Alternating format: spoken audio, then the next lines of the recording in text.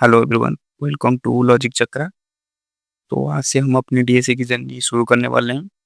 लेकिन डीएसए की जर्नी शुरू करने से पहले या फिर कोई प्रॉब्लम या डाटा स्ट्रक्चर को पढ़ने से पहले हमें ये चीज़ समझना होगा कि एक प्रॉब्लम जब आता है सामने तो उसको कैसे टैकल किया जाए।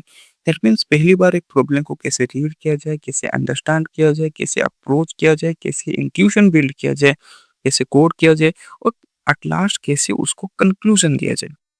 तो इस सब चीज़ों के ऊपर आज हम डिस्कस करने वाले हैं। तो फिर चलिए पहले चलते हैं step 1, reading the problem. Reading means बस पढ़ना नहीं है, reading means understanding the problem. Okay, उस प्रॉब्लम को अच्छे से कैसे समझना होगा, इसके लिए सबसे पहले हमें ये पता लगाना होगा कि आखिर इनपुट क्या गिवन है, इनपुट का टाइप क्या है, देन हमें रिटर्न क्या करना है, क्या कोई इंडिसेस रिटर्न करना है या फिर कुछ वैल्यू रिटर्न करना है। ये सब चीज़ों को हमें पहले ऑर्गेनाइज़ करना होगा कि क्या गिवन है, क्या रिटर्न करना है, क्या ऑपरेशन करना है। ये सब चीज़ों को पहले हमें प्रॉब्लम से निकालना होगा। देन इसके बाद हम अपनी अप्रोच या फिर इंट्यूशन बिल्डिंग करना शुरू करेंगे। तो पहली बात एक चीज़ होता है brute force. Brute force means जो भी क्वेश्चन में दिया होगा, हमें सिर्फ वही करना होगा एज़ इट इज़। मान लो क्वेश्चन में दिया है 2+3, तो हमें सिंपली एक अ, ए प्लस बी का एक फंक्शन लिख देना है। तो ये होता है जो भी गिवन है उसको एज़ इट इज़ कर लेना है। देन होता है एक बेटर अप्रोच। बेटर मीन्स ये उससे थोड़ा अच्छा है। अच्छा इन टर्म्स ऑफ व्हाट, वो हम आगे डिस्कस करेंगे। तो फिर आता है ऑप्टिमल। ये मोस्ट एक्सेप्टेड सॉल्यूशन होता है। तो ये जो ब्रूट फोर्स, बेटर, ऑप्टिमल, ये सब तीनों चीज़ एक कॉम्प्लेक्सिटी के ऊपर डिपेंडेंट है। वो कॉम्प्लेक्सिटी है time complexity and space complexity. Time complexity means वो कितना टाइम लेता है और स्पेस कॉम्प्लेक्सिटी मीन्स वो कितना स्पेस लेता है इन मेमोरी। तो इसी को ध्यान रख के हमें अपना सॉल्यूशन, अप्रोच और डाटा स्ट्रक्चर को चूज़ करना होगा। ओके, सो अब जब हमने brute force, better and optimal को डिस्कस कर लिया होगा, तो आपके मन में एक सवाल आ रहा होगा कि अगर तीनों के तीनों ही सॉल्यूशन हैं, तो ये तीनों का क्या ज़रूरत है डिवाइड करने के लिए? तो इसका आंसर है, एक चीज़ होता है जिसे बोलते हैं कंस्ट्रेंट। कंस्ट्रेंट मीन्स एक लिमिट होता है।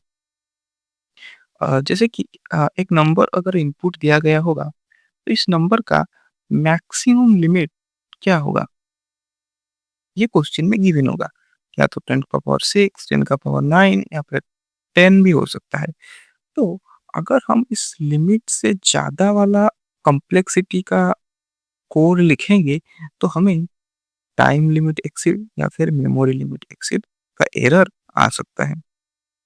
तो इसीलिए हमें हमेशा ऑप्टिमल के ऊपर फोकस करना है।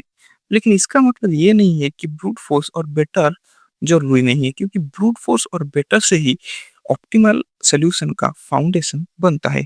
तो ये दोनों को हमें पहले ट्राई करना होगा, देन हम ऑप्टिमल की तरफ जाएँगे।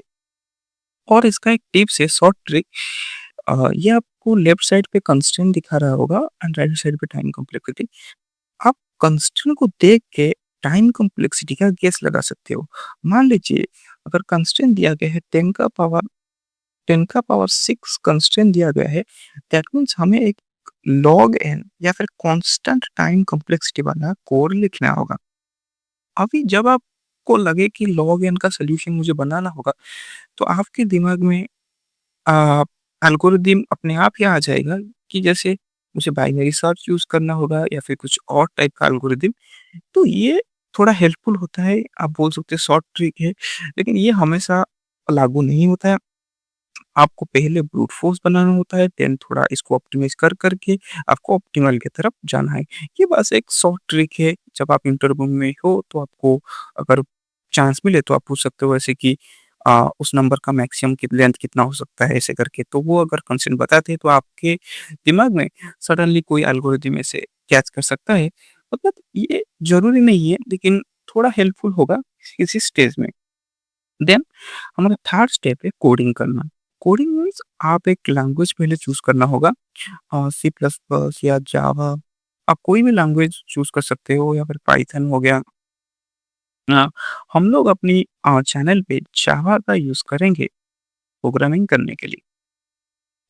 अ, ये मतलब कोई ज़रूरी नहीं है कि आप भी जावा यूज़ करें। आप जिस लैंग्वेज में कंफर्टेबल हो, उसी लैंग्वेज को चूज़ करो और कोड करो।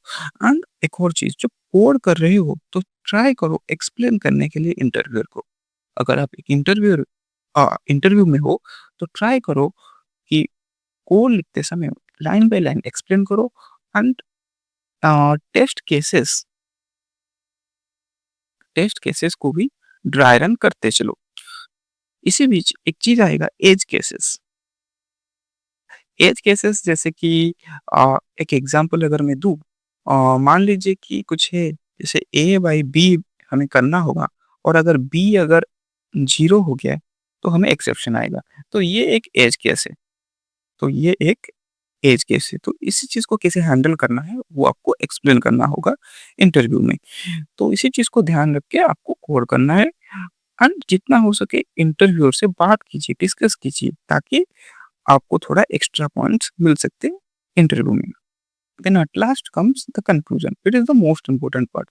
आपको यहाँ पर टाइम कॉम्प्लेक्सिटी, स्पेस कॉम्प्लेक्सिटी, आपका अप्रोच, क्या कुछ बेटर कर सकें, तो ये सब चीज़ों को डिस्कस करना होगा और इस चीज़ को आप जितना अच्छे से डिस्कस करोगे, आपका चांसेस बढ़ जाएगा सिलेक्ट होने के लिए।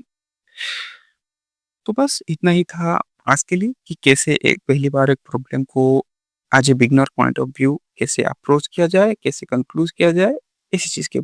कल से हम अपनी डीएससी की एक्चुअल जर्नी शुरू करने वाले हैं। हम लोग शुरू करने वाले हैं आरए से। तो पहले एक आरए का इंट्रोडक्शन वीडियो आएगा, देन हम इसके बाद प्रॉब्लम करेंगे। और ये नहीं कि प्रॉब्लम हम डायरेक्ट करेंगे, हम ये सब स्टेप्स को उस प्रॉब्लम में इम्प्लीमेंट करेंगे एंड स्टेप बाय स्टेप ही हम सॉल्व करेंगे। सो ठीक है, आज के लिए इतना ही। Thank you.